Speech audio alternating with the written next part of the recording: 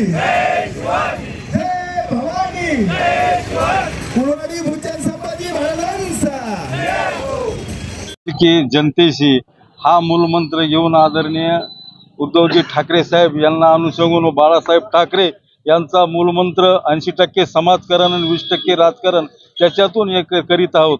आज या ठिकाणी आमचे उद्धवजी ठाकरे साहेब पक्षप्रमुख या ठिकाणी ज्या मराठवाड्यामधील 3 खासदारांनी गद्दारी केली त्या गद्दाराला गाडण्यासाठी त्यांच्या या ठिकाणी दौरे आहेत आणि परभणी ते धाराशिव या ठिकाणी जात असताना अंबाजोगाईतील आम्ही या ठिकाणचे निष्ठावंत शिवसैनिकांनी राजे छत्रपती शिवाजी महाराज संभाजी महाराज यांच्या इथं त्यांचा आम्ही या ठिकाणी सत्कार करणार आहोत आणि भविष्यामध्ये या ठिकाणी ठाकरे साहेब नुसते या ठिकाणी येऊन जरी गेले तरी या शिवसैनिकामध्ये हत्तीचं बळ येणार आहे असं जर म्हणलं तर वागवं ठरणार नाही।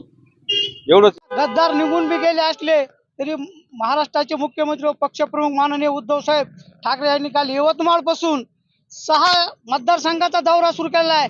काल त्यांनी आज परभणी केली आणि परभणीतून जाता जाता आज अंबेजोगाईतून जात आहेत। तरी या भागाचे माजी आमदार पृथ्वीराज साठे साहेब व इथले तमाम आमचे शिवसैनिक आज उद्धव साहेबाचा राजे छत्रपती संभाजीराजे चौकीत शिवसेनेतर्फे आम्ही हार्दिक त्यांचं अभिनंदन करीत आहोत।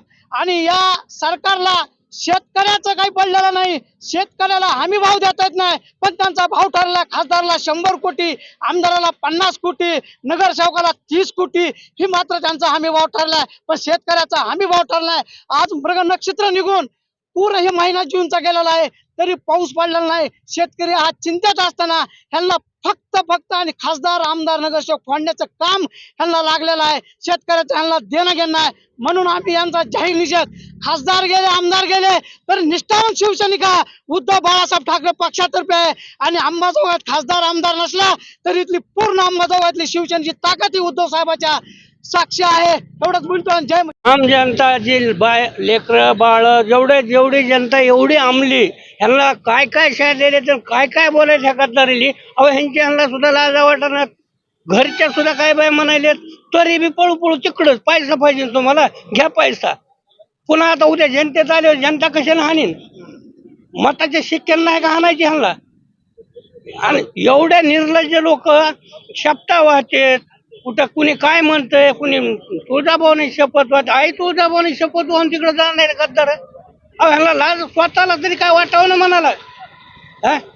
पुन्हा असं कुणी आता त्यांच्याच भागात कुठल्याही भागात आम जनता इतकी वैतागली, पूर्ण महाराष्ट्र पिटून उठलाय, पूर्ण जनता महाराष्ट्र पिटून उठली की उद्धव साहेबाशिवाय आपल्या महाराष्ट्राला पर्याय नाही।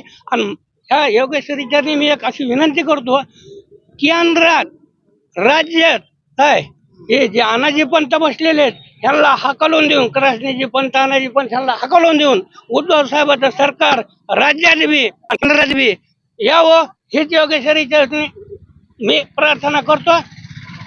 जय हिंद।